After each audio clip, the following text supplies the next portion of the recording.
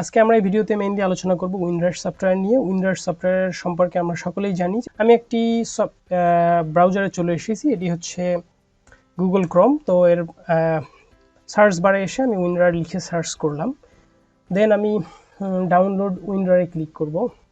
প্রথমেই চলে এসেছে।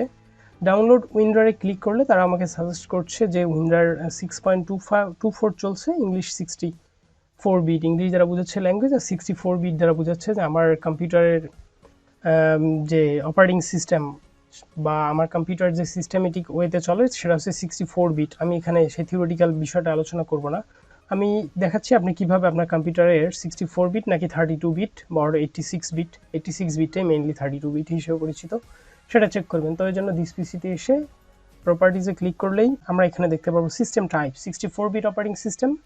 ব্যাস, আপনারটাতে হয়তো 32 বিট হলে 32 বিট, এবং সেক্ষেত্রে আপনাকে এখানে যথাসম্ভব 32 বিট সাজেস্ট করবো, অথবা আপনি নিজ থেকে ডাউনলোড করে নিতে পারেন। বাই দ্য ওয়ে আমি এটা ডাউনলোড করে নেব।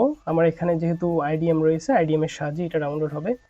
আমি ডেস্কটপে ডাউনলোড করছি, আর অন্য কোথাও ডাউনলোড করব না। ওকে, এটা ডাউনলোড হয়ে গেলে আমরা এই সফটওয়্যারটা সিম্পলি অন্যান্য সফটওয়্যার যেভাবে আমরা ইনস্টল করে থাকি সেম ওয়েতে আমরা এটাও ইনস্টল করে ফেলবো। আচ্ছা, আমি দেখি যে কতদূর ডাউনলোড হলো। ওকে, অলমোস্ট ডান। ইয়েস, হ্যাঁ, ইয়েস, ডান। এই যে WinRAR সফটওয়্যারটি এসেছে, তো আমি এটিতে double click, right click as administrator করতে পারেন সেম।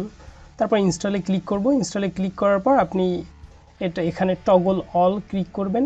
তারপর আপনি যদি চান যে অ্যাড WinRAR টু ডেস্কটপ, আপনার ডেস্কটপে অর্থাৎ আমার এই ডেস্কটপে একটা শর্টকাট ক্রিয়েট হবে, অথবা আপনি যদি স্টার্ট মেনুতে চান সেখানেও ক্রিয়েট হবে। আমি এগুলো চাচ্ছি না, আমি মূলত খুব কম লাগে, এটা খুব কম লাগে বলতে আর কি, ডিরেক্ট ইউজ করতে কম লাগে, যেখানে আমার প্রয়োজন সেখানে সে অটোমেটিক উপস্থিত হয়ে বসে থাকে।